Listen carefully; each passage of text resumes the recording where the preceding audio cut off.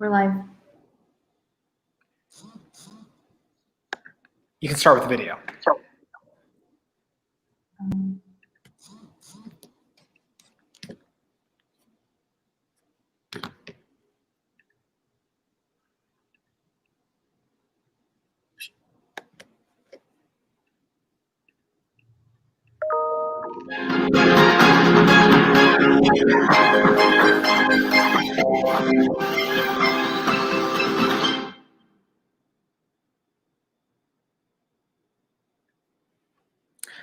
Assalamu alaikum, everyone. Bismillah ar-Rahman ar-Rahim. Alhamdulillahi Rabbil Alameen. Wassalatu wassalam ala Sayyidina Muhammad wa ala alihi wa sahbihi ajma'in.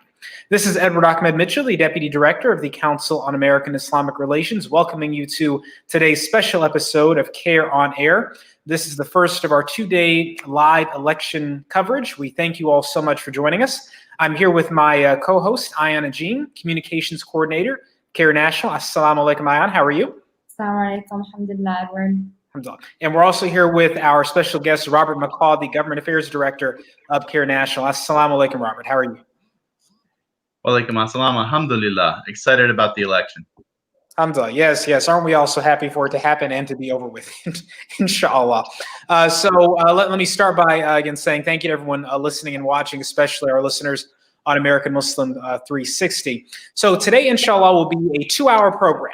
We are going to be sharing with you the resources you need to make sure that you can safely and securely vote tomorrow, inshallah, and to make sure you can help your families do the same. We're going to go over potential issues you may face at the polls and how to deal with them, from voter suppression, voter intimidation. And we're going to talk about some of the other resources CAIR will have available to help you tomorrow, inshallah. So we've got a lot to cover. We're going to be on from 3:30 to 5:30 today, inshallah. And then tomorrow is really special. Tomorrow we're going to have a live program from 12 o'clock noon Eastern time to 7 o'clock in the evening Eastern time. We're going to be taking you across the country, a live program throughout the day to see what's happening on the ground in various states, especially swing states, to hear from Muslim community leaders about issues they've been working on, issues that are important to them, issues that'll be impacted by this election one way or another. So it's going to be a great program tomorrow, inshallah. And so today's just a little bit of a preview. Today's more so focused on getting ready for the vote. Tomorrow is about celebrating the vote, the election, and discussing what it's going to mean for us no matter how it ends, inshallah. So with that, let me turn it over to Ayan, who will be conducting the first interview of the day, inshallah. Or no, I'm doing it first. Is that right, Ayan? I'm going first. I correct myself, inshallah. So we're going to start with Robert. Yes, inshallah. And we're going to be talking about the issue of voting, mobilizing voters, educating voters, inshallah. So Robert, can we start by just asking you a simple question? People are already, I think 90 million people or so have already voted. There are many more people. 93. Many more people expect to vote tomorrow, inshallah. What are the main resources that CAIR, your department, is making available to people to make sure they're mobilized to vote and educated with what they need to know to vote? Yeah, we have developed 3 key critical resources that we want to get in the hands of every single registered Muslim voter who's turning out to the polls. And mind you, in some places, it's same-day voter registration. So we want you to check. Go to muslims.vote, our website, go to our resource page, check if in your state you have same-day voter registration, because there's still a chance for some people to get involved in this election. But for those who are locked in, for those that have not yet voted, for those that are turning out either today or tomorrow, we do have some excellent resources for you, including our voter rights guide, a guide that lets you know what are your rights, what are your protections as voters going to the polls. We hear there's a lot of anxiety when we get feedback from the community about the election, concerns about intimidation, discrimination, and we want to put the rights of every Muslim voter in their hands, because when you go to our website, muslims.vote, and you go to our voter rights guide, you'll see that you are very well protected heading to that voting booth, to your polling station. And if you are empowered, and that's just our website right there, muslims.vote. You can see it, voter rights guide. You'll see some quick online links, just in case you can still register to vote, finding your polling station, what to bring to the poll in form of IDs, and then how to exercise your right as a voter. because when you're empowered with this information, you're going to be empowered as a voter. You're going to feel confident to turn out. And again, we have a lot of resources for Muslim voters out there. So I'm very excited about just our voter rights guide, our resource page. It's just hands-on information that every voter needs. The second most key and critical piece of information, this is a general election. This is a presidential election. This is an election where most of Congress is up for grabs, the entire House and most of the Senate. So we have a CAIR presidential voter guide and congressional scorecard. And this document compares major presidential candidates like Donald Trump and Joe Biden, and also goes into green, libertarian, and socialist third-party candidates. And it looks at what are their views, what are their positions, how can you really tell where these candidates stand on issues like the economy, on transportation, on civil rights, and especially on Islam. And we're not telling you how to vote for these candidates, but we want you to be informed as a Muslim voter on where these candidates stand. And especially, we have identified over 30 key critical bills that impact the Muslim community, impact minority communities, impact the general welfare of the nation. And we compared these bills to how members of Congress either voted or if they co-sponsored them. So over 300 bills against the over 500 members of Congress. This is 30,000 check marks of how people voted or sponsored bills. And you can see how members of Congress stack up to each other. Again, we're not telling you how to vote, but you can find this on our website at Muslims.vote. It is on the main front page, this presidential voting guide. It's just one click away from getting all the information. And then most importantly, our Robert, before you go to that, inshallah, we're going to pull up the Muslims.vote again just so we can point this out to people. And can you pull up Muslims.vote again for us? You just go to the main page.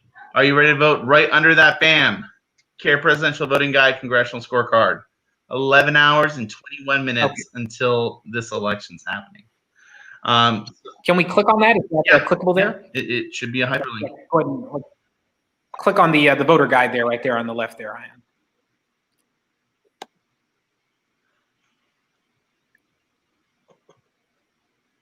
Ian, you want to click on the voter guide? Yeah. And it's a PDF file. It's not showing up because it moves to a different page. Oh, I see. It opens up on a different page. So StreamYard can only show one thing at a time. But nonetheless, for those of you watching at home, if you go to the website, click on that, it'll download and pop up, and you'll be able to see it, inshallah. But Robert, download it, share it. Yeah. Oh, there we go. Here it is. Mm-hmm.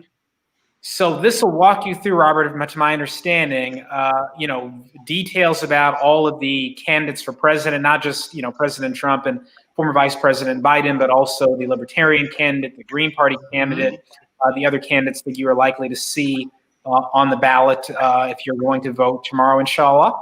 And then it also, if we keep scrolling down, it's Joe Jorgensen, the Libertarian nominee, Howie Hawkins, the Green Party, and Gloria La Riva of the, what party is that? The Party for National, I missed it.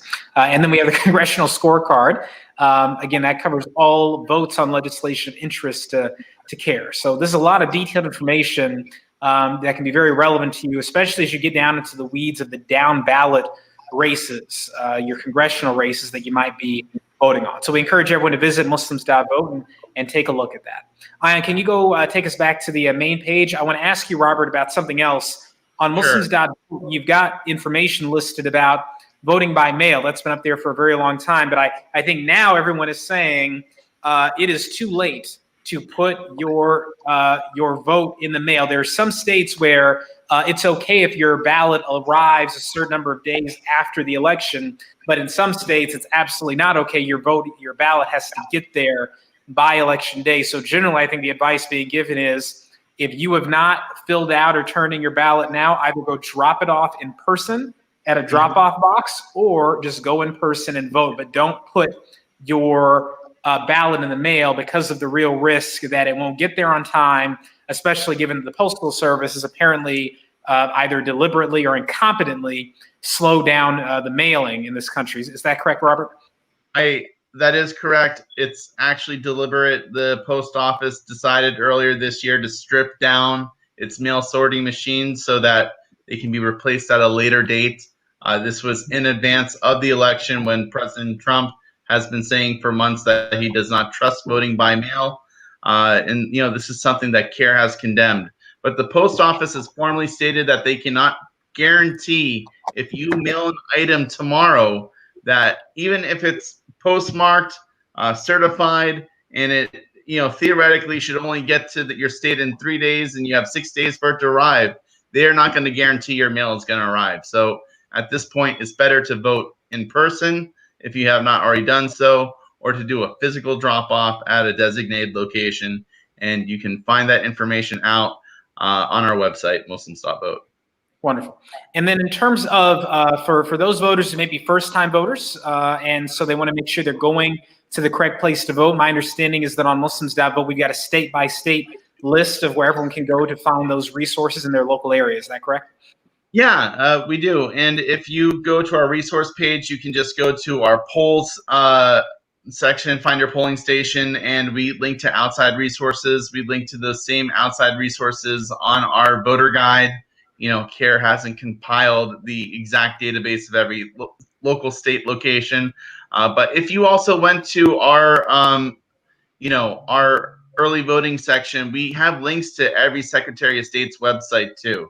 And so you can, check with your Secretary of State's office and just find out all the information that you need. We've hyperlinked to every single Secretary of State.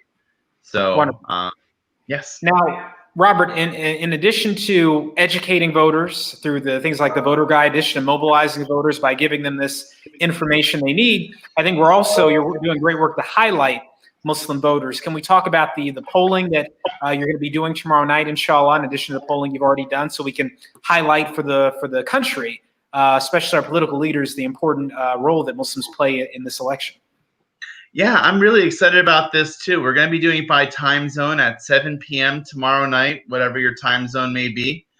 We have a 2-question survey asking Muslims, the voters, the critical question: did you vote in this election? We're not just saying today, but did you vote?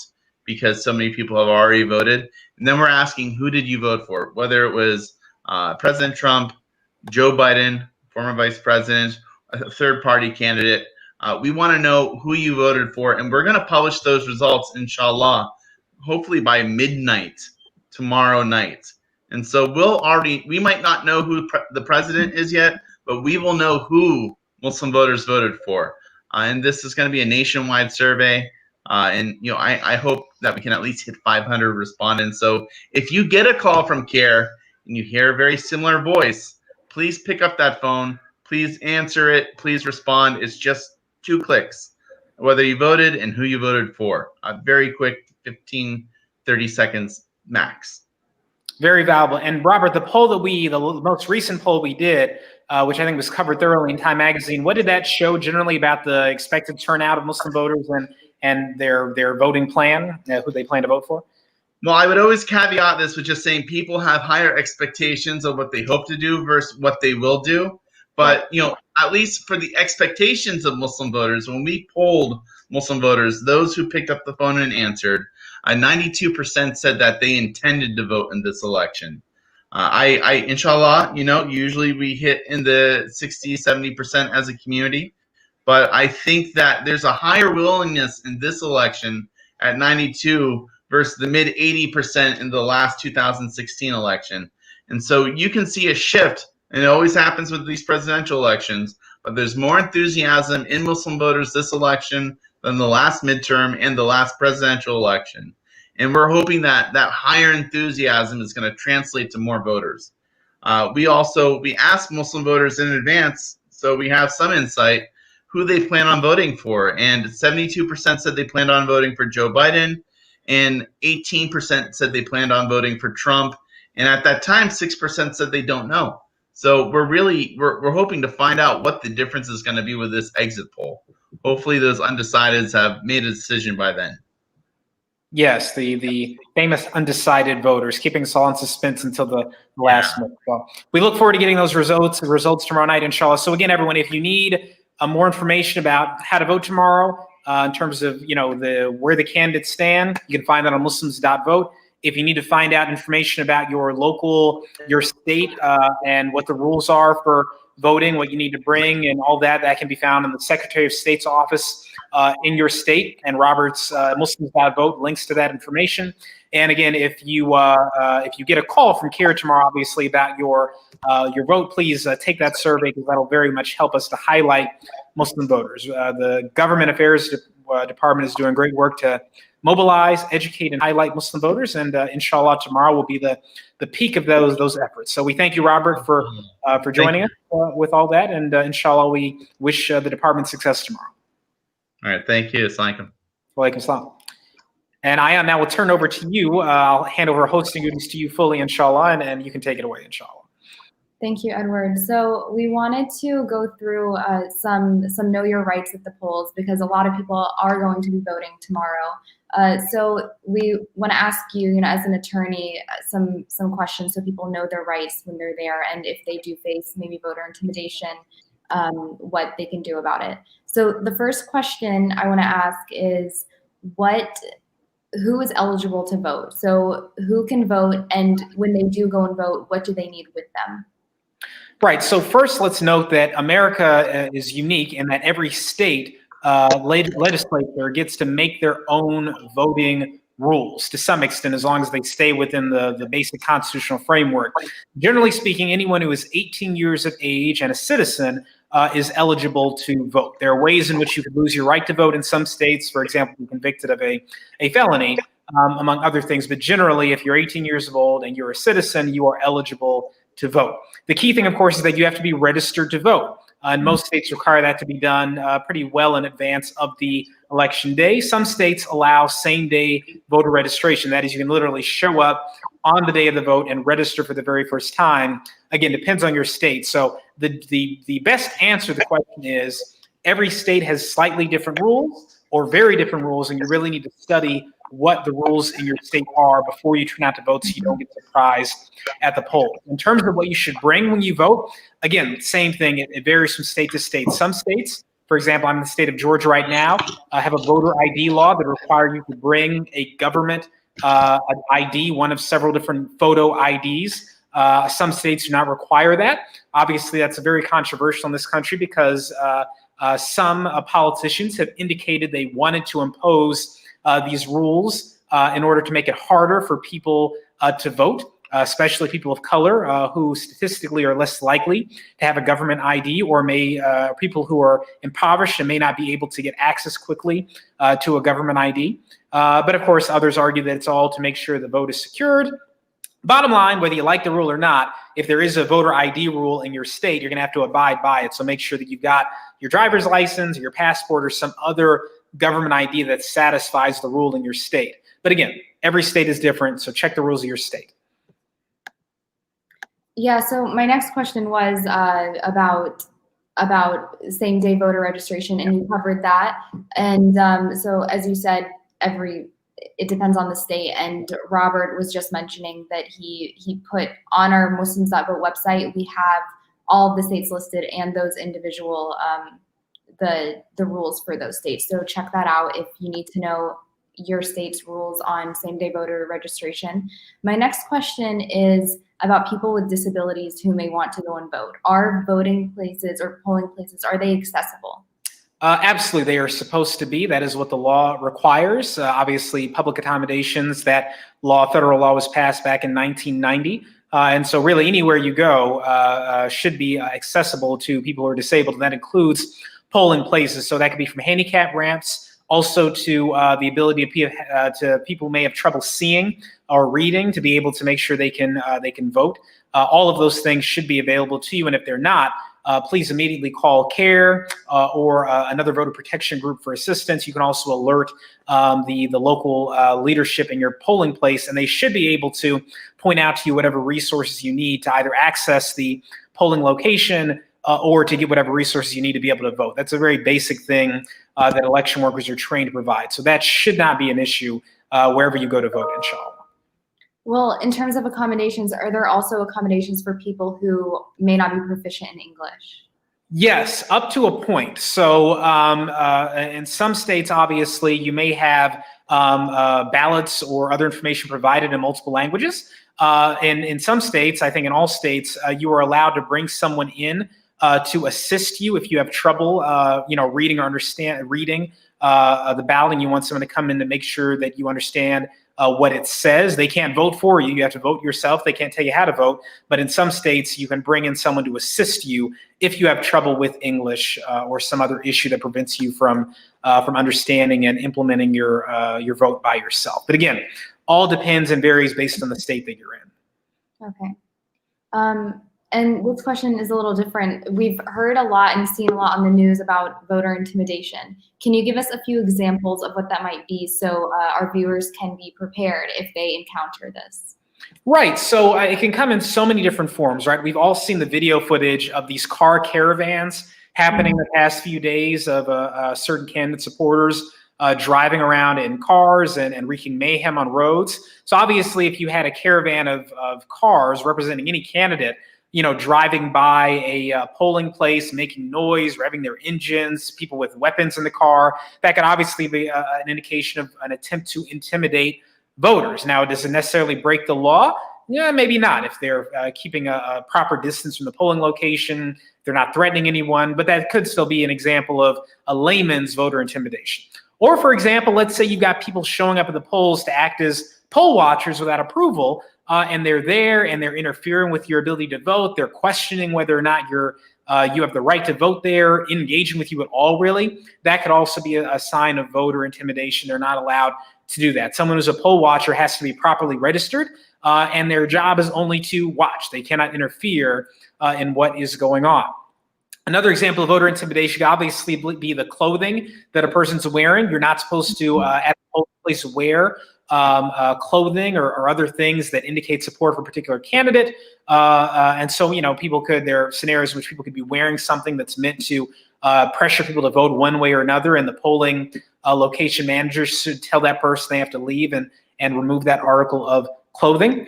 Obviously, one of the things that we worry about is people who are visibly Muslim, people being targeted. That is Muslims wearing hijab or thobes or kufis, etc., whether or not people might harass them. That's a big concern, obviously, and that would most likely happen not in the polling location, but on the way there if you've got protesters outside or things like that. So these are all things that we are a little worried about, but no one should let any of this deter them from voting. You have the right to vote safely and securely, and inshallah, CAIR is going to have an election protection hotline set up tomorrow. So if you experience any of these issues, any issues voting, any voter intimidation, voter suppression, you will be able to, inshallah, call and get a response within a few minutes with either direction or guidance about what to do, inshallah, in your particular situation. But whatever you do, don't let anyone stop you from exercising your right to vote. It is your right. People have died for that right. And inshallah, we want to make sure that you are able to exercise it tomorrow.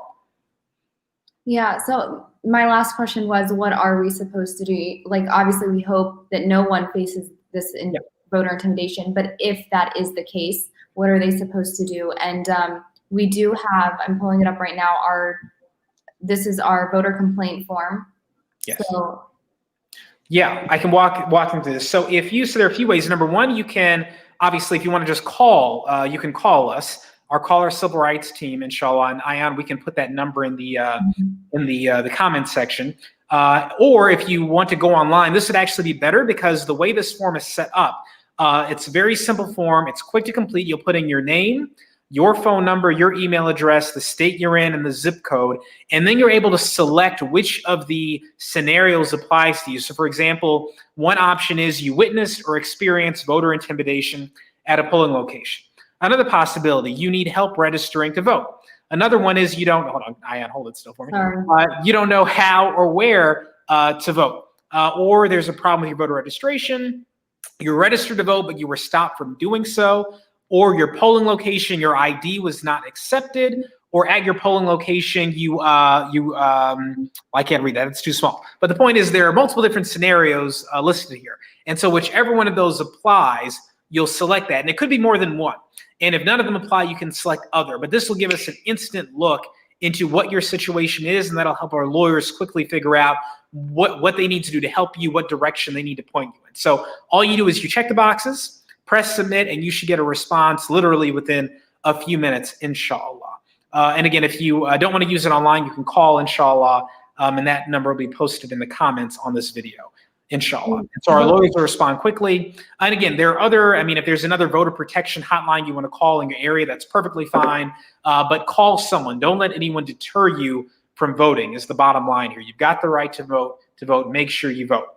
Now, by the way, I want to note this. Let's say you see one of these issues occur, but you're still able to vote. I would still encourage you to let us know the incident occurred so we can track it. We can make some noise about it in the court of public opinion and try to make sure it doesn't happen to anyone else again. So even if you were able to vote, if you still experience one of those problems that we just noted, please still reach out to us and let us know about this so we can document it and see what, if anything, we can do about it for the future, inshallah. Thank you, Edward. So I think that concludes the questions I have for the Know Your Rights section. And now we want to shift into some PSAs and a few. Yes, the trainings. Yeah, a few trainings that we had over the week.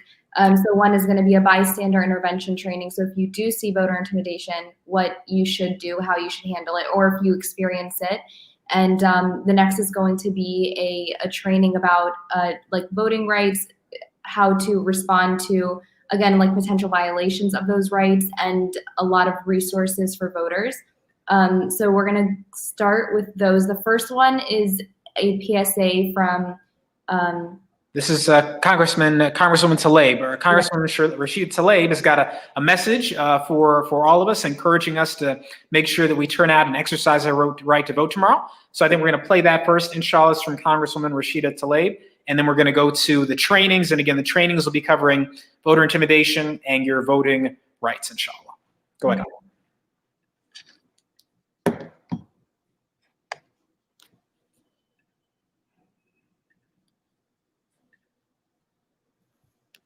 Assalamu alaikum. It's Congresswoman Rashida Tlaib.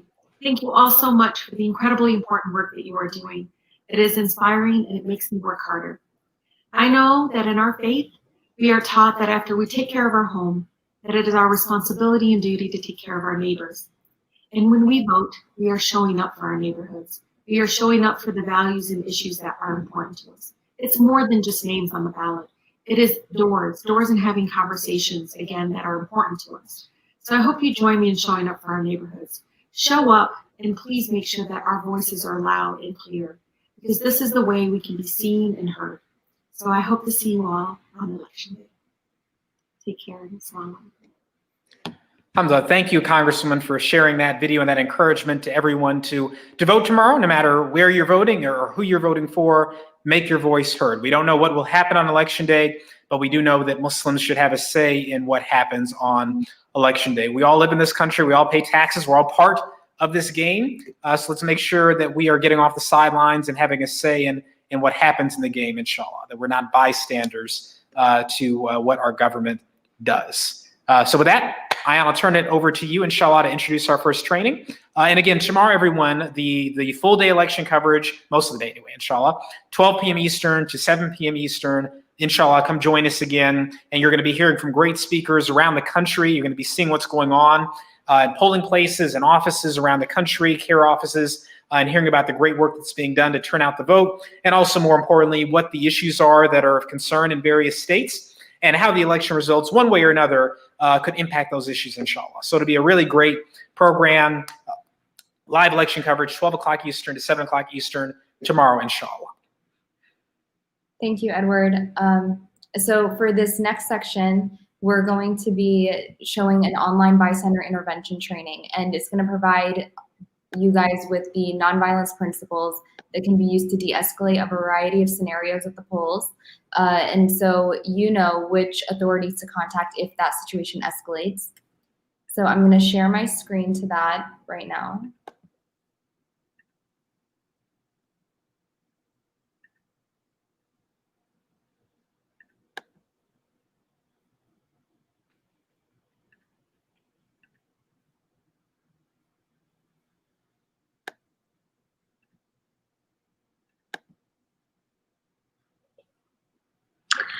Assalamu alaikum and good afternoon, everyone.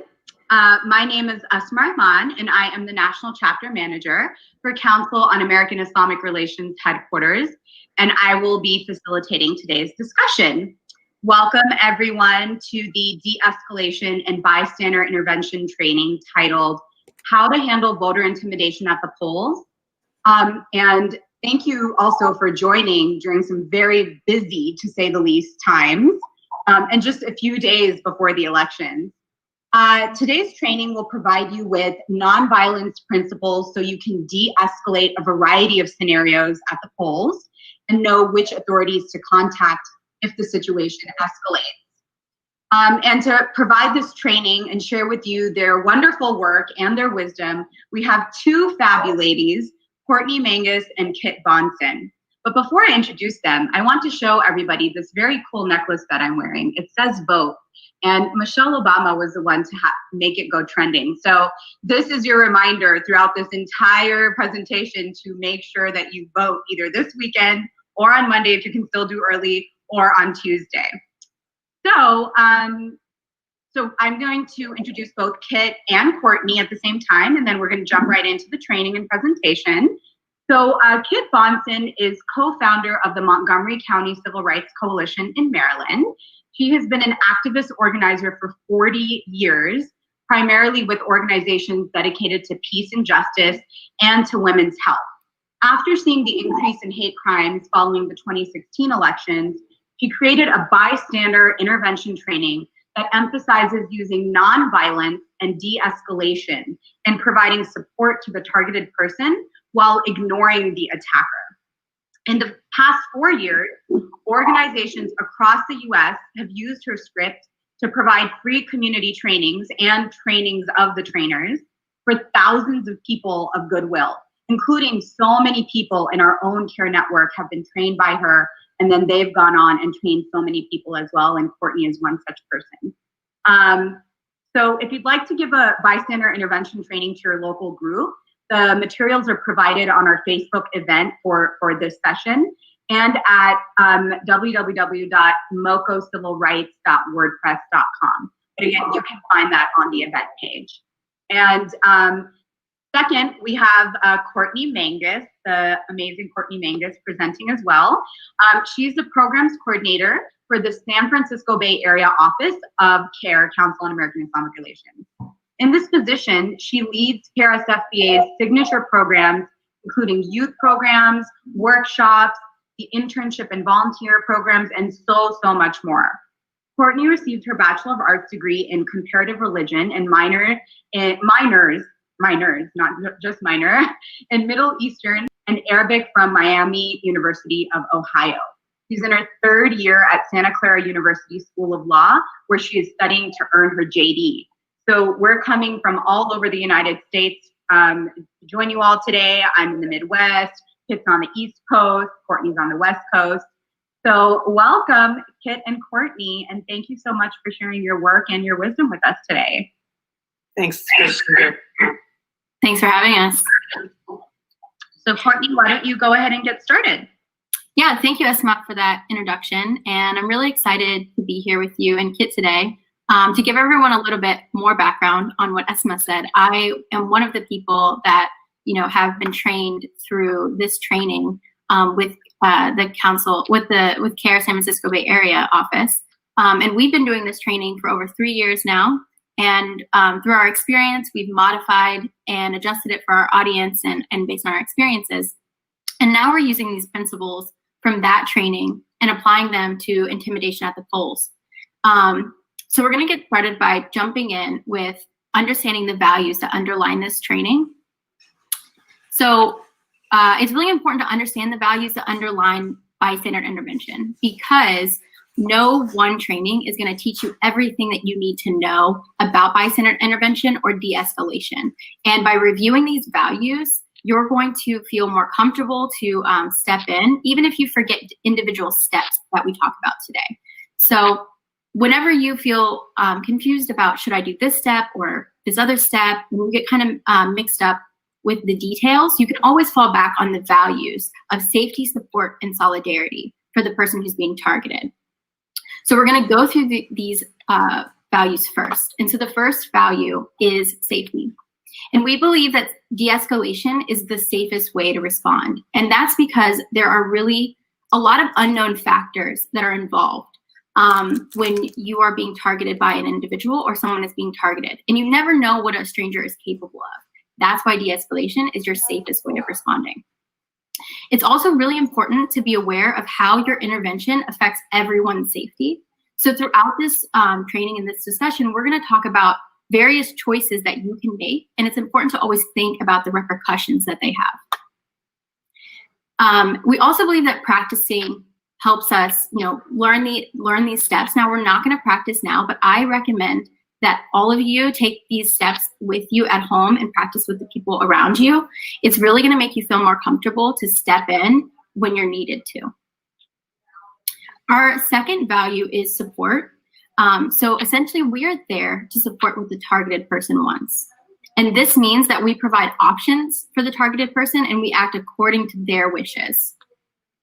We ask the targeted person if they want our help, and we ask how we can best help them, and we ask before we touch them. And this is because consent is essential in all things, but especially when intervening to assist a targeted person. It's really important that you check in and make sure that they're okay with the decisions you're making. And we want to shift the focus of the situation from the targeted person, to the targeted person by only interacting with them as much as possible and by ignoring the attacker. And we do this because it's most effective and because we believe that the targeted person deserves our attention more than the attacker. And our last value that underlines this training is solidarity. And we believe that nonviolence is the most courageous way to respond.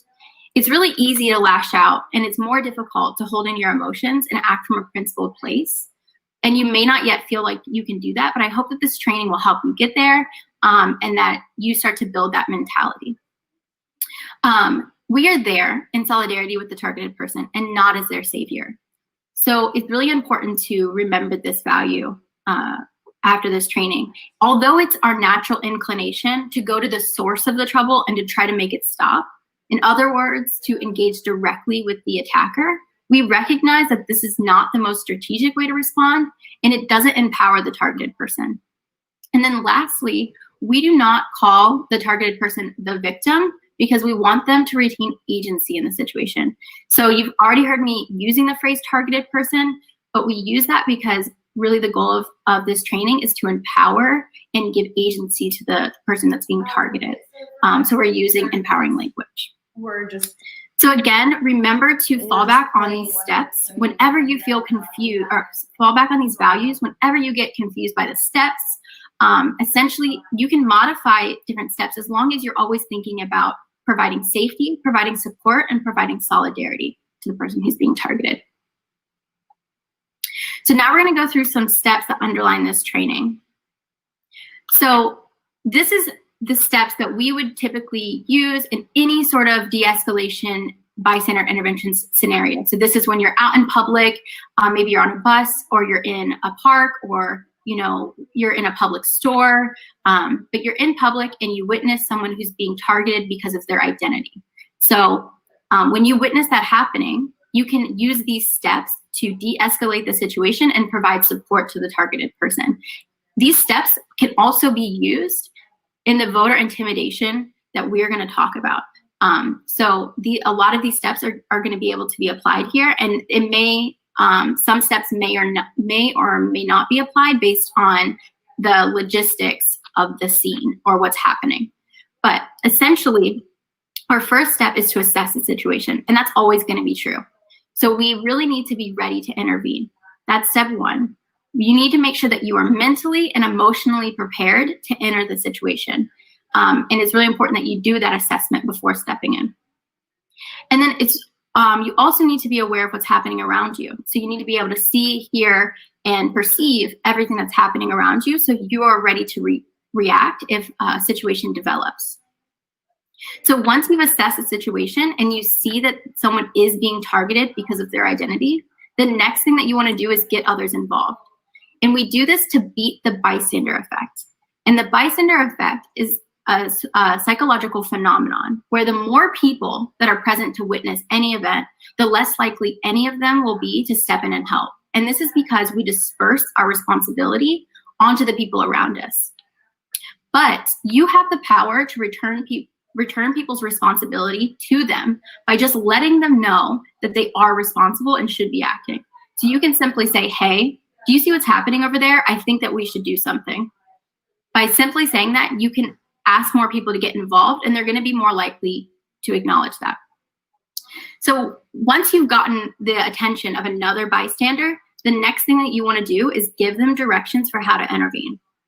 So it's important that you take the lead and give other bystanders directions, because it's unlikely that they've gone through any sort of training in de-escalation or bystander intervention.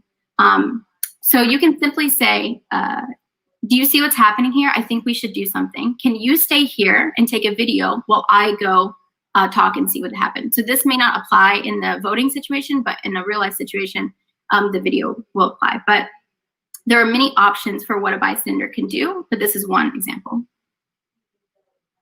So once you've got others involved, the next thing that you're going to do is intervene calmly. And so this is when you're going to come up to the targeted person and you're going to introduce yourself quietly and explain what you saw was happening and you would like to provide support. So in this moment, it's really important to be aware of your tone and your body language as you move closer to the targeted person so they don't perceive you as a threat. It's best to come in at eye level with a calm tone. And when you introduce yourself, it's really important to be straightforward and say something like, hi, my name's Courtney. I saw what was happening. I want to be here to support you. Is it okay if I sit down next to you?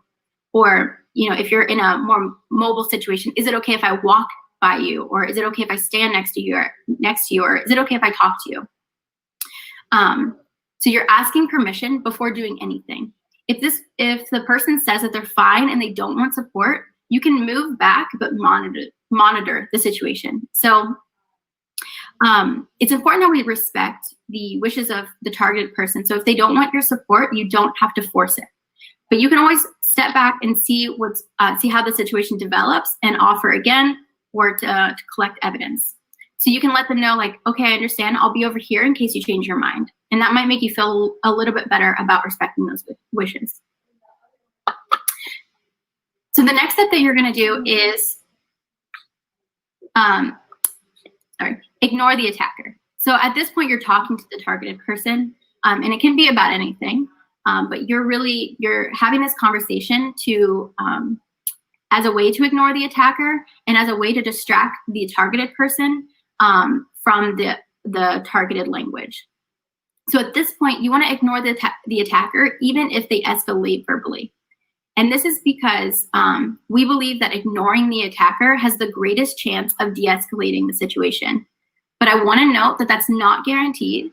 And if an attacker doesn't de-escalate quickly, think of alternative solutions like leaving. It's really important to be aware of whether or not the attacker is escalating or de-escalating and make your decisions based on that. And it's really important to be aware of the attacker's location and exit routes. So even if you're ignoring the attacker, make sure that you can still see them in your peripheral vision so that if they were to escalate or become violent, you would see it happen. And this is a time where you may want to ask the targeted person if they would like to leave if the attacker continues to escalate. And lastly, our last step is we're going to continue to support the targeted person. So after the attacker leaves, continue speaking with the targeted person. Let them know that they can report the incident. CAIR, the ACLU, and other organizations have reporting tools for reporting hate crimes and hate incidents. And we're also going to go through what you can do to report, voter intimidation, that sort of thing. So there are reporting options. That's a good time to talk about that. You may want to also ask if they need help finding mental health resources or counseling because of what they've gone through. Or they may just want to keep talking so that they're not alone. And then most importantly, make sure that they get to their next destination safely. You can offer to walk with them or help them get transportation. But make sure you don't just abandon them in a vulnerable situation on their own. So those that covers the values that underline this training, and then general steps that you can use to de-escalate a targeted person, an attacker, and provide support to a targeted person. Now we're going to look at how we can take these values and these steps and apply them to voter intimidation. So I'm going to give it over to Kit to talk about voter intimidation and how we apply these values. Hi, so under federal law, it is obviously a crime for a person to intimidate, threaten, coerce, or attempt to intimidate, threaten, or coerce any person for the purpose of interfering with the right to vote. And it's also unlawful to engage in conduct that results or has the intent to result in the denial of the right of any citizen to vote on account of race, color, or disability, or frankly, anything that a person may wish to interfere on the basis of. Next slide.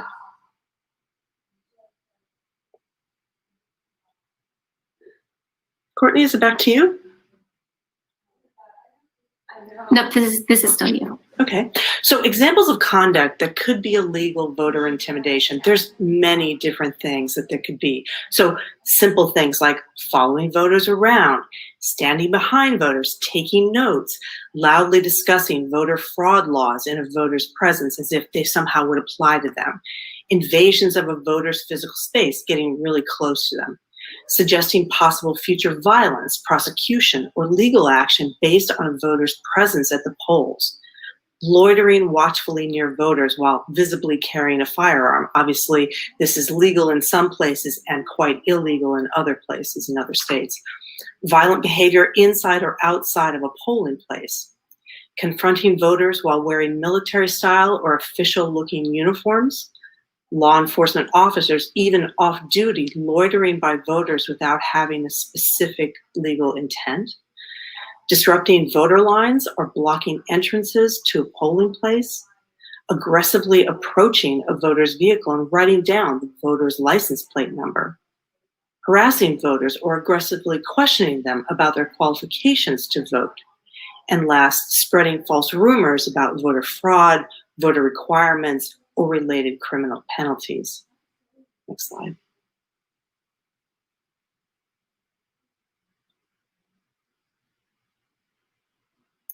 So what should you do if you see this sort of intimidation at the polls?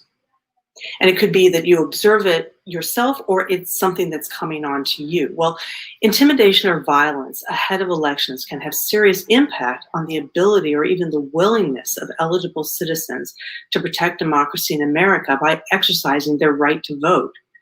We can't prevent somebody with ill intentions from showing up at the polls, but what we can do is choose to educate and empower ourselves and support our fellow community members if they're being harassed while exercising their right to vote. Next slide. So during this segment of the presentation, we'll discuss how you might respond if you or someone you observe experiences harassment or voter intimidation at the polls. And in order to do this, we're going to apply the principles of bystander intervention that Courtney already laid out for us. And the most important principle that we want to teach today is that if you see someone being harassed at the polls, again, we only want you to offer solidarity and support to that person being targeted without interacting in any way with the people who are doing the intimidating. Next slide.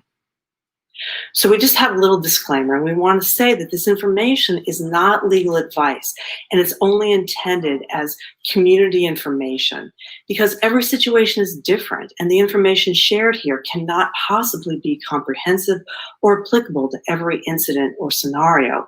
And in the event that you observe or experience voter intimidation at the polls, we want you to use your best judgment.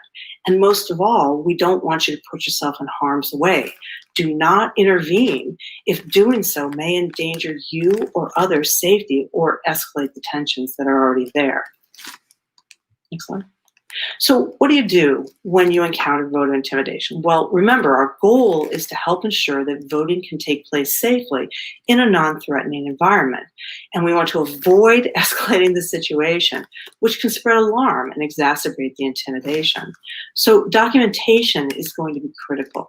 If you don't have a pen and paper, make a note on your phone, text the information to a trusted family member or friend, and record all the details.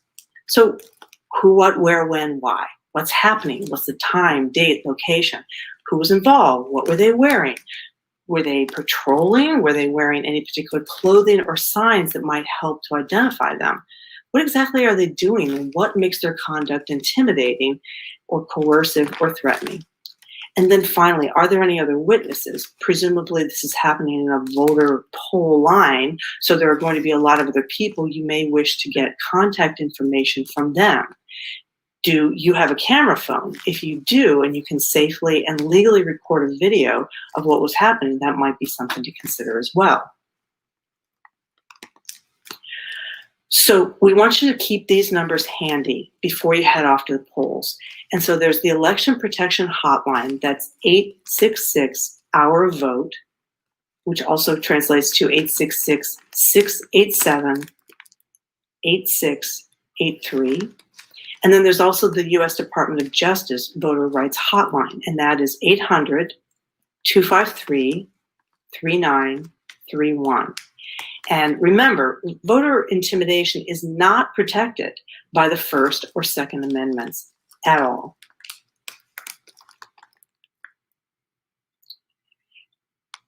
There is a central authority, thankfully, at a polling place. So a lot of the bystander intervention training that we do, it's going to be out in public, it's going to be on a train, it's going to be somewhere else where it may be very difficult to either identify or find a central authority. But at a poll, there are people who can be alerted. So notify election officials if the intimidation escalates.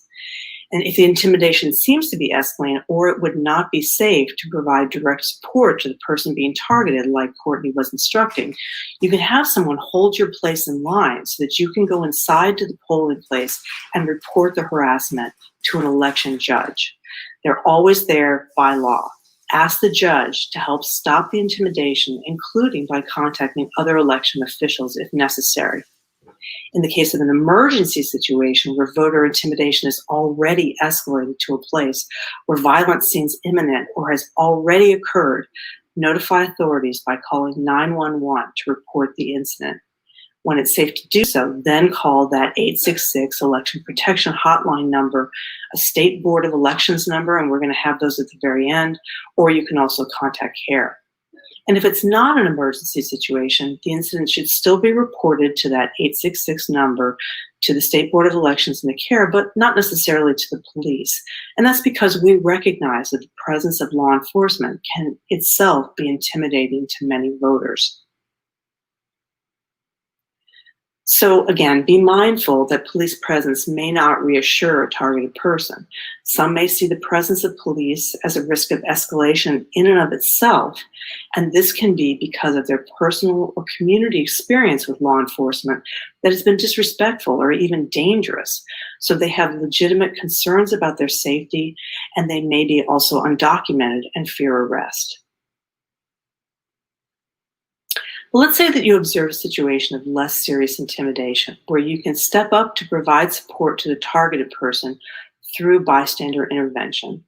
And bystander intervention assumes that, one, we have an ethical, social, and political obligation to help each other out when we are in a position, both situationally and psychologically, to do so. Stepping up to act in solidarity with others can help to reduce the impact of a problematic situation. 3, the best way of responding, as we've said over and over, is through de-escalation. 4, as a bystander, remember, you are there to support the targeted person. That means that it's not going to be about what you want, it's going to be about what they want. And 5, thinking through how to respond in advance helps us to be prepared and get past our hesitations so we can step up when necessary. And that's what we're hoping that this training will do for you. Our training today emphasizes ways of responding where you do not engage with the attacker. And we're going to say that over and over again. Do not engage with a person who is bringing harassment or intimidation. Ignore them as much as possible and focus on providing support to the person being attacked. And make sure that you always respect the wishes of the person that you're helping. This means that if you see somebody acting in an intimidating fashion, Even though you might want to do some of these things, do not do them. You should not tell them to leave the targeted person alone, because even though that's a reasonable thing to say, what it is that it's going to escalate the situation potentially because you're engaging with them. You want to try, you don't want to try to negotiate with them. You don't want to try and reason with them. You don't want to scowl or make other faces or gestures at them. You don't even want to angrily tell them, back up, or especially yell epithets at them, stop being a jerk. You definitely do not want to get close. You don't want to touch them, and you definitely don't want to push them. So instead, what you want to do is offer support to the targeted person or group and only engage with officials and authorities who can help to de-escalate and resolve the situation. So what about taking videos of intimidation at polling places? Well, you can't record inside of a polling place, but you can have the right to videotape outside of the no electioneering zone, outside of polling places. So the ACLU has let us know that. So you will know when you are inside and outside because you'll see where the signs are and are not. And remember that when you're taking a video of a situation, that you want to hold the phone sideways to get more of the scene. And that's important because that way it can be shown on television because the perspective is correct. And you also want to hold the phone steady, not zoom it, but scan the scene slowly and steadily so you can capture everything without it blurring. You want to monitor the situation continuously and put your phone away if it begins to feel dangerous. You can also lower the phone so you're not obviously filming, or you could leave the audio function rolling.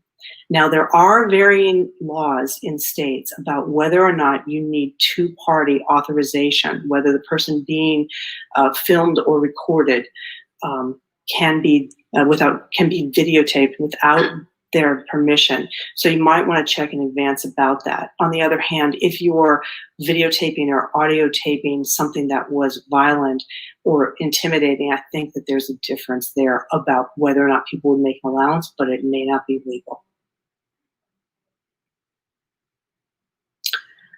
So we already discussed some of these examples of voter intimidation, right? So these are lesser kinds of voter intimidation, still awful, still things we don't want to ever let pass without trying to support somebody. So following voters around, standing behind voters, taking notes, loudly suggesting voter fraud laws are applicable in a voter's presence, suggesting possible future violence, prosecution, or legal action because that voter came to the polls that day.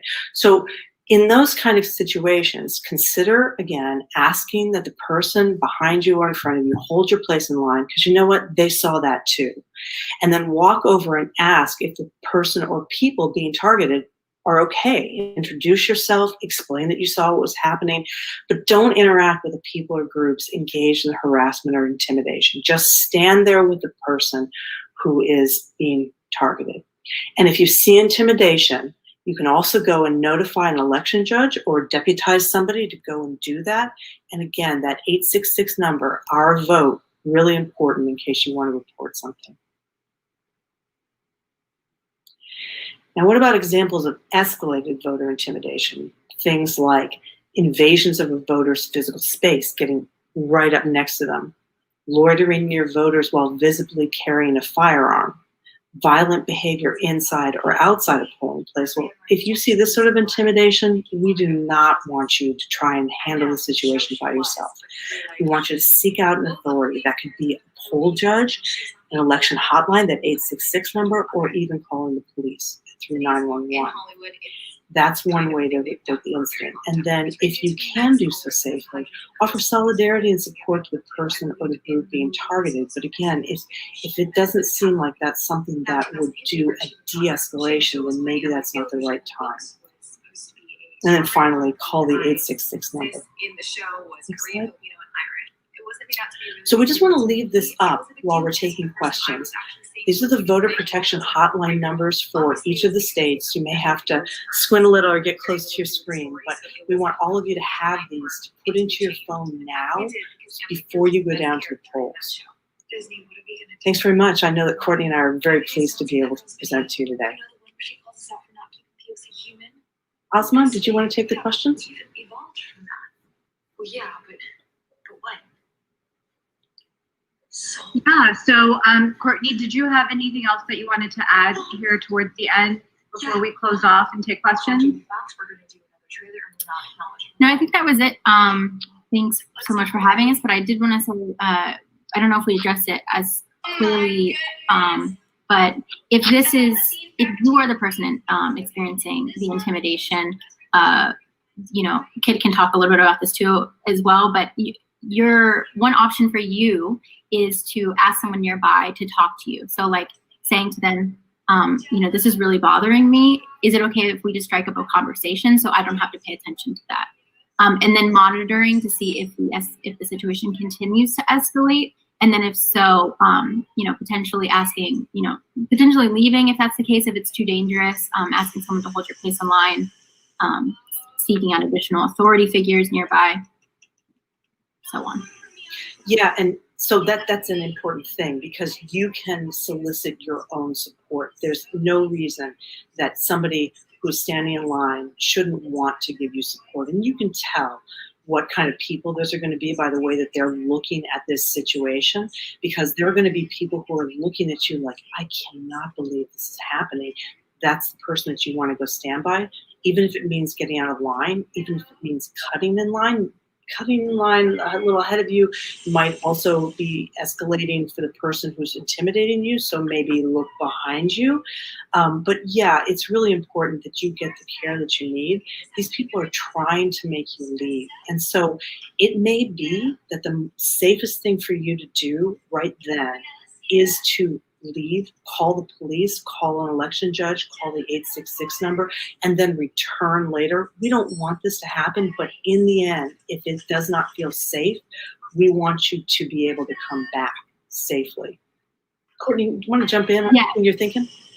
Yeah, and then in addition, if you anticipate that this may happen to you, if you feel afraid already that intimidation might happen to you at the polling place because of your identity, maybe because of your community, my recommendation is that you bring people with you to the polling location, bring family, friends, to provide support so that you don't have to do that alone. Yeah, absolutely. Thank you, Courtney and Kit. We are going to go ahead and open the floor for our viewers to ask some questions now. So if you are watching and have questions for us, we highly recommend that you ask them. We have plenty of time left over to be able to answer them. And it looks like we have, the way that you do that is type it into the Facebook chat or into the YouTube chat, however you're watching this right now. And it looks like we already have a couple of questions that have come in. The first question is from Sham Sriram. He says, Assalamu alaikum, what should we do if there are armed people at our precinct? Calling the police is not an option to quote unquote de-escalate. And Kit, you may have answered this a little bit, but if either of you want to, either restate it or give a little bit more information, that'd be great. I think this is that was weird.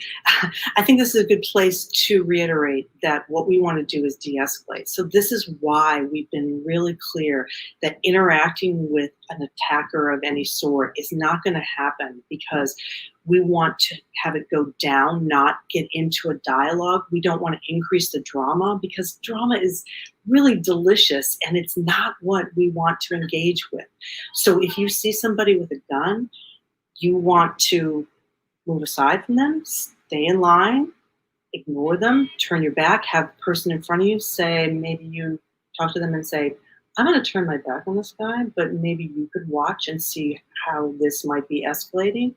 And then you could introduce yourself to the people and suggest that there may be a need for one of us to go inside and contact a poll judge about this. So those are some of the ways that I'm thinking of. Courtney, did you have some other thoughts? You covered everything that I mean, unfortunately, in Maryland where I live, it is legal, or it is not legal to have guns on site at a polling place. So that takes care of that. But I'm presuming that the questioner lives in a state where it is both legal and the police are, a little bit inclined to think that that would be a reasonable thing to do. And in that sort of a case, we have to protect ourselves. Yeah, so everyone should find out if that's the case in your own state. It's going to be different. On the other hand, though, I do go back to the thing that we said earlier, that voter intimidation is never legal, and it is not a violation of the First or Second Amendment. So it may be legal for a person to be on site holding a gun very visibly, and yet intimidation is not something. And of course, intimidation is a judgment call. But at the same time, what we want to do is try and explain. So there should be that 866 number, our vote, in your phone, so that if this happens, there is a record that this is what a person with a gun was doing. They were standing 6 inches from me. That's voter intimidation, right? Why is a person, any person, going to stand 6 inches from you, let alone with a gun? But one more thing to say, if they start seeming menacing with that I'm the gun, only person. your life is way more important on this In day. like 5 minutes, I'm So gonna be on. and If sure you it's the start next feeling threatened, show. or other people around you start feeling threatened, and a voter, a poll judge is not able to come out immediately, maybe it's okay to step out of line, because we want you to be able to vote perhaps later. That's really good advice. Thank you so much, Kit. We have another question, if we could have that question on the screen as well. Assalamu alaikum. What should we do if a poll worker tells us that too many people are in line and we cannot vote there? I heard this happened in Pennsylvania or New Jersey. Can you take that? It is, I'm not a lawyer, Courtney is not a lawyer. We are going to give you our best assessment of what it is true, but this is not legal advice, right? I believe that it is always legal to be able to vote if you are in line at the time that the polls close. And if they are telling you that you are not going to be able to vote, then call the 866 number, call the number for your state, and report that this is what's happening, and get everyone around you to do the very same thing. Because this is one way that voter suppression happens, and we don't want to let that happen. Now, if you're walking up and it's 1 minute after the polls close and there's a long line and you're thinking, I'll just sneak in, that isn't legal, right? We know this, and they're going to make a demarcation. So don't you attempt to do something that is not legal. But if you're in line, you should be able to vote. And if you need to, you can insist on getting a provisional ballot. That's always another option.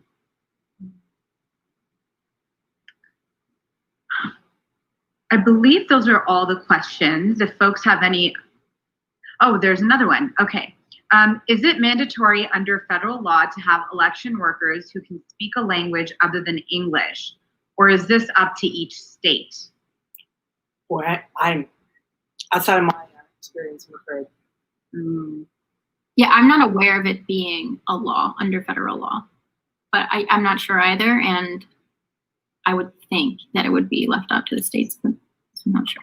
Yeah, and of course, our country is such a beautiful melting pot that being able to accommodate at a polling place every potential language that could be, of interest is not always going to be the case, even if it were. Well, it looks like those are all of the questions that we have right now. I'm just trying to scroll through really quickly and see if I've missed anything. I don't think I have.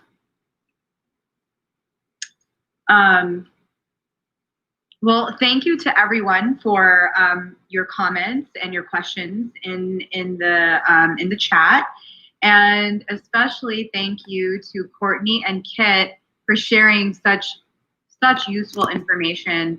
And I know many of the people in the chat have also said that they're going to be able to take this information back to their communities, or as one of the commenters is a professor, taking it back to a student. So thank you so much for sharing your wisdom with us today. And thank you to everyone for tuning in. And what was that? One more thing. Of course. Yeah, so it's great if you have a class to bring this back to, but just talk to your neighbors, talk to your friends, say, I took this really interesting thing, and there are these principles, and basically they are only support the targeted person. Don't talk to the attacker. Get out of there if it becomes violent. But there's this 866 our vote number, and let's all put it in our phones now. So if you spread that out and then they go and tell their people about it, this is one way for this concatenation of information and wisdom to go out in the community. So even people who are not able to be here today are able to hear that there's a way for us to support our beloved community. Yes, thank you so much, Kit. And if either of you have anything else to add, Courtney, if you have anything to add, please do, or we can sign off. I see you. My last thing to add is that everyone should go out and vote, and that was probably going to be Esma's last thing to add. So yeah, you knew.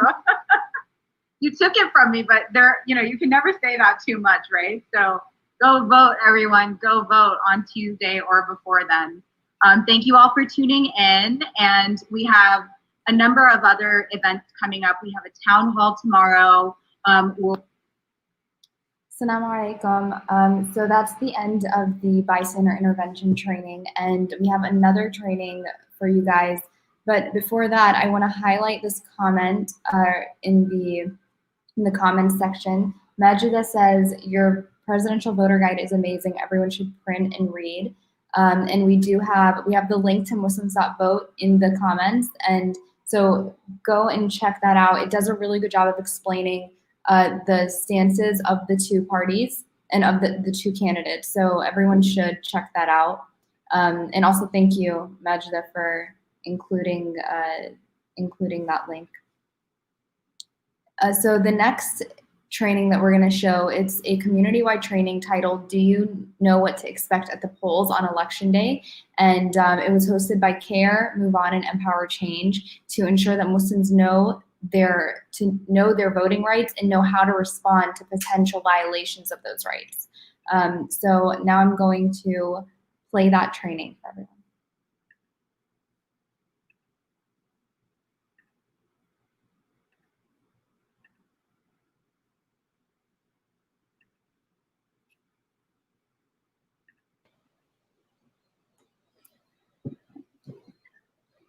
Assalamu alaikum, everyone, and thank you all so much for joining our Election Know Your Rights training. Today, I'll be facilitating the conversation, and thank you all for joining this call in the midst of some very turbulent days leading up to the election. Today, on the call with us to help us understand what are the risks at stake for us as voters leading up to the election and in the days after, we have Kifa Shah and Niseba Mubarak. Kifa Shah is the co-author of Hold the Line, A Guide to Defending Democracy, and a senior campaign manager at Empower Change. Her work spans across multiple industries and geographies. She's worked for the Asian Law Caucus Clergy and USAID. Kifa is a TED resident on the Board of Trustees for the Sadiqa for Peace Foundation and holds a master's in public administration and economic policy from the London School of Economics.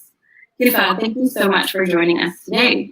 Take it away and tell us what we need to know about this upcoming election. Hey everyone, Assalamu alaikum. Thanks a lot, Atia. It's really nice to be here with everyone today. So I'm going to present a little bit of what we have in the Hold the Line guide. So bear with me. Atia, can you see this? Yes. Perfect. Okay. Welcome, everyone. So my name, like Atia mentioned, is Kifa Shah. I go by she, her pronouns. I'm speaking to everyone from Washington Heights, New York City, occupied Lenape land.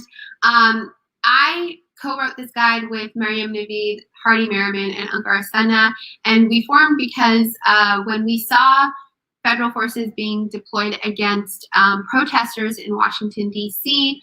by the current administration, it was cause for pause and also a bit of alarm, because although we have maybe seen things like this in our country's past, we know that these are sort of tactics that authoritarian rulers usually use.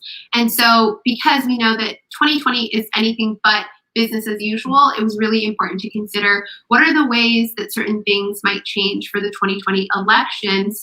And we started thinking about this in spring of this year and released this guide at holdthelineguide.com. And some of the scenarios that we outline in the guide are things that I'll talk about today. So when we talk about the first scenario that we might see after Election Day, it's that Election Day results are unclear, but Trump declares victory anyway. This means that, on Election Day itself, when the polls close on November 3rd, we might not know who the clear winner is, and there's going to be many, many mail-in ballots that remain uncounted. But what we know, and what we know from Twitter, is that the current administration might still declare itself victor, with Trump declaring himself president. And the second scenario that we might see is that Election Day results show irregularities or signs of tampering, and Trump still declares victory. If there are irregularities, if there's manipulation of vote counting or possible vote hacking, then we need to make sure that those irregularities are remedied, and that the election, any of those irregularities also need to be investigated and remedied as best and as quickly and as transparently as possible, even if Trump declares himself victory. And then the third scenario that we might see is that Trump loses the election but then refuses to leave office. The official results on election day or night, election night, or the days thereafter might actually show that Trump did lose the election, but we know that he might not concede, and he might also claim that there's voter fraud, something that he's time and time again foreshadowed towards, and we need to stay aware that that also might be something that we see after November 3rd. In all of these scenarios, it's also really important for us as everyday people to remember that no matter what we see, there are going to be people who might attack us, or they're not to cause alarm, but again, there might be incidents of violence that occur. And so that's why the model that we use is one of nonviolent civil resistance. Maybe after hearing about those scenarios, you're thinking, well, how do we know if and when it's time to act? And when we're talking about protecting democracy, how do we know what we should do? So one thing that I want to say before I talk about this is that, we acknowledge that we do not live in a perfect system. We acknowledge that not everybody is enfranchised in this democracy, and we know that it's a complicated one. And we also know that there's a lot of work that remains to be done in the way of democracy in this country, and including everybody in it. But when we talk about preserving it, it's because we know that it's a system that needs to be improved, and one that should not be subject to authoritarian tactics. So you might be wondering, how do we know when it's time to act? And also, if it's time to act, what are we supposed to do, right? So let's talk a little bit about that. This is a timeline of important dates, and I'm just going to cover a couple of them. So we know that the polls close on November 3rd, and on December 8th, which is 35 days after the polls close, you have something that's called the safe harbor deadline. And the safe harbor deadline is when states must resolve disputes over which ballots to count and report the final totals, or risk their electoral college votes not being counted by Congress. So that means, especially in this 35-day period, you, as an everyday person, as somebody who's really concerned, as somebody who wants to really make sure every ballot is counted, this is the key time period that you come into play. This is the period that you have to think through, well, how can I do election defense work at a local level to make sure every ballot will be counted before this deadline? Because then on December 14th, the deadline for the governors to report election results will come, right? And in each state, the governors are going to have to send what's called a certificate of ascertainment to Congress, reporting which candidate of the state, returning which candidate won that state.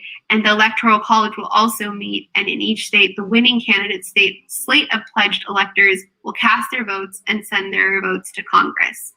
And then at that point, it moves on to the national level. So for you, if you're at home wondering what to do, consider the first period of this timeline as the most important and most relevant to you to take action. And when we think about all of these scenarios and the action that you could take, it's about what can you do to prevent the issue? How can you really step into the power that you already have? Are you part of your mutual aid group? Are you part of your mosque? Are you part of a local chapter of CAIR? Like, how can you get involved and work with the organizations that you're already integral to ensure that you're doing your part to make sure that every single ballot will be counted? And there's ways that you can respond, and they're all rooted in, civil resistance. So when we talk about civil resistance, we're talking about the fact that it's a way for people to wield power without using violence, right? And here we know that there's acts of commission, which is basically, acts of commission are basically things that you do you're committing acts and you're taking on a proactive strategy. So you're going to do a sit-in, or you're going to do a march, or you're going to do a walkout, right? And acts of omission are when you decide to do a boycott. So at your local levels, you can utilize different tactics to really make sure to put pressure on the local power holders that you have, and make sure that they're guaranteeing that they'll count every ballot. And that's because the model of change that we're working on in Hold the Line is that we know that power holders will depend on our obedience. We know that the only way that the system is upheld and the status quo exists is because of our cooperation, right? So when we do acts of non-cooperation, non-violent non-cooperation at local levels, at micro levels, it really does cause a wave. It causes a flood. It affects the meta level, right? So what that means that if you, again, involve yourself in strikes and boycotts and other tactics, you can do something to shift the balance of power if and when any of those scenarios arise. So we know that power always assumes that we think of it as top down, but actually we as organizers and everyday people know that we can do something to shift the balances of power because power actually exists from us, from the bottom up. And if it comes time in any of those scenarios to demonstrate our power when we're organized, when we're strategic, and we're skillful, we can make sure to shift the balance of power and win that contest. So how do we do that? To close, I'm going to quickly go through how you can form an election protection group. So if you're sitting at home and you're really concerned and you want to start getting involved, one, read the Hold the Line guide, right? Go to holdthelineguide.com and read it, and then start a team. And when you start a team, share these scenarios with them. And when you share these scenarios with them, think about the lines that we say must not be crossed in the guide, right? One is that every single vote has to be counted without any interference or intimidation.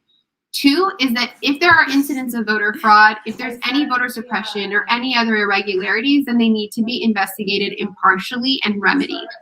And then the third is that if the true election results, whatever they are, no matter the outcome, they need to be respected. Because again, we're talking about upholding a certain process and not necessarily campaigning for one candidate or another. So when you form your election protection group and when you look at the guide, you'll see that we talk about how to start power mapping and looking at your power holders locally, especially at a county and a state level, to make sure that they're going to count every ballot. And then you're going to think through what are the tactics that you can use. Again, boycott, sit-ins, petitions, call-in actions. These are all things that are useful when you're trying to urge a power holder to commit to upholding a process and making sure every ballot is counted. Make sure that you review your plans thoroughly together as a group. And then you can also turn to our commitment to uphold democracy, which is a template that you can use to urge your local power holders to commit to upholding that every single ballot will be counted. You can see that document on holdthelineguide.com. So thank you so much for giving me a chance to speak to you today, and I hope that all of this was helpful information. If you want to get in touch and reach out to me by email, you can contact me at defend@holdthelineguide.org, and we can have a conversation. Thanks. Kifa, thank you so much for sharing your work with us. I'm now going to introduce Nusaiba, who's our second panelist for today. As a voter mobilization manager at Move On, Nusaiba mobilizes voters in battleground states through data research-driven strategies. Previously, she served as a national Muslim organizer and political coordinator for Bernie 2020. In over 10 years of organizing, Nusaiba has built strategies to advocate for Muslim communities and communities of color. Nuseba holds a master's degree in sociology from Georgia State University. Nuseba, thank you so much for being here to share your wisdom with us. Thanks so much for having me, Atiya. I really appreciate it. Assalamu alaikum, everyone. So happy to be speaking with you all. As Kifa said, we really need to protect the results this election. And if Trump announces anything that would undermine the election results, for example, telling states to stop counting, we will need mass mobilization efforts. And in just a moment, I'll share how you can join or host an action in your city. Now, the states that we're especially keeping a close eye on are Wisconsin, Michigan, Pennsylvania, Florida, North Carolina, Arizona, Nevada, Texas, and Georgia. And that's because these are our battleground states. And we're especially keeping a close eye on Pennsylvania and Michigan because we know that they won't start counting mail-in ballots until election night. And we need to make sure that every vote is counted. Now, in terms of the actions, the big days of action, we anticipate and we know that the two big days of action will be on November 4th and November 7th. And most likely, considering the scenarios that Kifa shared, they will likely be rallies to protect and count every vote in a contested scenario. And where will these actions be taking place? They'll be taking place at Board of Elections offices, Capitol buildings, city halls, parks, or town squares. And now, just as I said, I'll share how you can join or host an action. You can go to protecttheresults.com and sign up for an action, join an action, or host an action in your city, no matter where you are. So even if you're not in any of those battleground states, even if you're in a small city, a really small town, we need actions in every part of the country in order to protect the results. So you can go to protecttheresults.com and sign up. Now, what will these actions look like? They are mass mobilizations, nonviolent actions, again, in big cities, small towns, and everything in between. And they're also opportunities to create joy, right? We want to celebrate each other, celebrate our diversity, celebrate our commitment to our values. And they will need to be sustained. So they will need to be every day and continue for possibly weeks. So we need to keep the momentum, and we might want to change the place every day. We might want to rotate places and times. We just need to make sure that we keep the momentum going. And we also need to be prepared, as Kifa said, for de-escalation because the risk for violence is high. Because of Trump's encouragement of the right wing, we saw, he said, Proud Boys stand by, and encouragement of state-sanctioned violence. So we need to be sure to be prepared to anticipate some possible escalation. And you can get a training in de-escalation if you sign up at protecttheresults.com. The places where issues are likely to arise are in states where the state officials haven't committed to counting every vote before announcing the results, and in toss-up states where the vote is especially close, or where governors and the state legislatures are aligned with Trump. And so they might want to announce the results quickly, or discount votes, or any other issues might take place. So we need to be prepared to anticipate these issues. And as Kifa said, there are power holders that we will monitor. There are 3 power holders, mainly the local and state election officials. And they have to manage a lot. These are like the supervisor of elections. They are committed. They should be committed to counting every ballot. And they might need support to ensure that they have the time they need. And, those who are not committed to counting every vote will need our pressure. And then there's the state officials and legislators. So these are governors or state legislatures who might feel inclined to cave into the pressure from Trump to overrule. And, we need to let them know that we are watching. And then there's members of Congress. And so if there are any competing results, we need to be prepared to make sure that they are respecting the election results. So those are the three main power holders. And I encourage you to, as Kifah said, use the Hold the Line guide to do the power mapping and build the team in your city.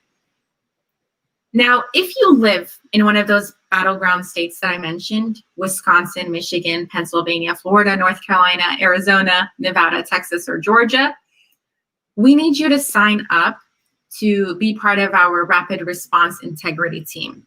Now, this is a part of a group of people, the Fight Back Table, a group of organizations working within these battleground states to make sure that we have people available to take rapid response actions. And they're aligned with the local activists and organizations on the ground. So I will tell you in just a moment how to join that. So first, if you're in any state, attend or host a Protect the Results event. That's protecttheresults.com. And if you're in a target state, you can sign up to join the Rapid Response Team. And if I can, I will have Atia share those links. Okay, great. So I can share those links and share it with your battleground state. We need all the help that we can get. We need help in these battleground states to make sure that we hold our state legislatures and governor and everyone accountable to make sure we count every single vote. And finally, and most importantly, getting out the vote in these final 6 days is how we protect the results. And if we win by a landslide, we may not need to hold the line. So triple your vote. Right now, I want you to pick up your phone and text POWER to 668-366. And again, text POWER to 668-366. And I'll ask you for the names of 3 friends who you will help support to vote. And remember that early voting is already ending in some states. It's ended in Pennsylvania, and it ends in many states very, very soon. So in the next 2 days, we have early voting ending. So vote early if you can, and find your polling location at moveon.org/voting. And again, I'm going to share these links. I'm going to take a quick second. So you can protect your results, sign up for Rapid Response Team, and then finally, moveon.org/voting is where you find your polling place or where you can drop off your ballot. So if you have not dropped off your ballot yet, we need you to drop it off in person. If you've not mailed it in, don't mail it in now. Go to a drop-off location and drop it off in person. So that's all I have. I just really, really encourage everyone, get out there, get out the vote, text as many people as you know in these final 6 days. If we win by a landslide, we won't have to be doing this work. And you don't want to wake up on November 4th regretting that you didn't do all you can to make sure that we win and that we don't have to hold down the line and avoid this, possible scenario. So please help me in getting out the vote. Text POWER to 668-366. Support 3 people to vote with you right now. And that's Your Vote is Power. Oh, wait. Confused because I'm seeing myself backwards. All right, your vote is power. Remember, your vote is power, and every single person that you know that is a voter, their power needs to be, amplified, and we need to amplify our power together as a community, inshallah. So thank you so much. Thank you so much, Nusayba, for sharing. So now we're going to jump into the Q&A. If you have any questions, please post them in the comments and I will read them aloud. We'll also broadcast them on the page. So we have one comment now from Safir Khwaja. If militias show up and tell poll workers to stop counting ballots, what is the likely recourse?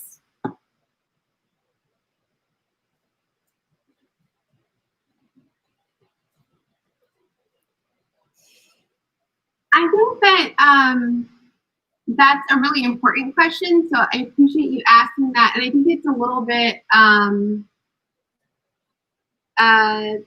so for me as a national organizer, I can't tell you on a local level exactly what your specific context demands, right? But I do think there are a lot of folks who have been thinking about this, especially people who are going to be poll watchers, like, legal observers who will be at the polls. And so one thing that I know Atia actually created too is that if certain things seem unusual or are, you're seeing interferences or intimidation tactics being used at the polls, then CAIR has a resource that they've created. So Atia, do you want to mention that resource that people can report on? Yes, absolutely. So CAIR has a new voter complaint form that's going to be up for the day of the election. So if you go onto the CAIR website or you can go onto muslims.vote, you'll find information about where to submit any issues you have, any complaints that you're experiencing, and your local CAIR chapter will get back to you as soon as they can. So definitely make use of that resource as well.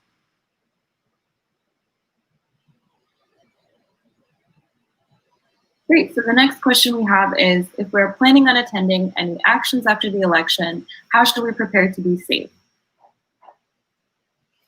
One thing we've seen with the national uprising, this political national uprising for Black lives, is that there are a lot of guides out there for how to be safe. And I would say this could be a similar scenario. So look up those guides. And I know that some of those examples would be definitely have a buddy. Do not go alone.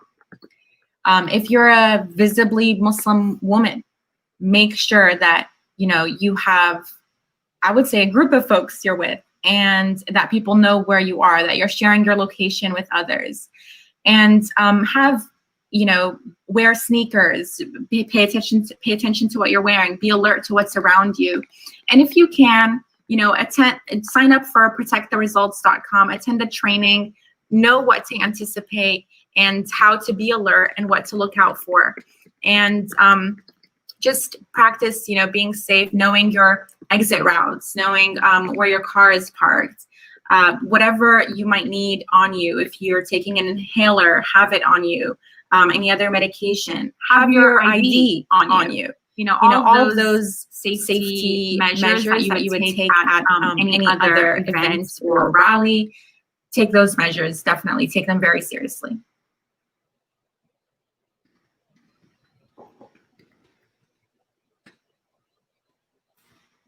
Great, so we have another question, which is, should we petition the PA governor to mobilize National Guard to prevent intimidation in minority areas?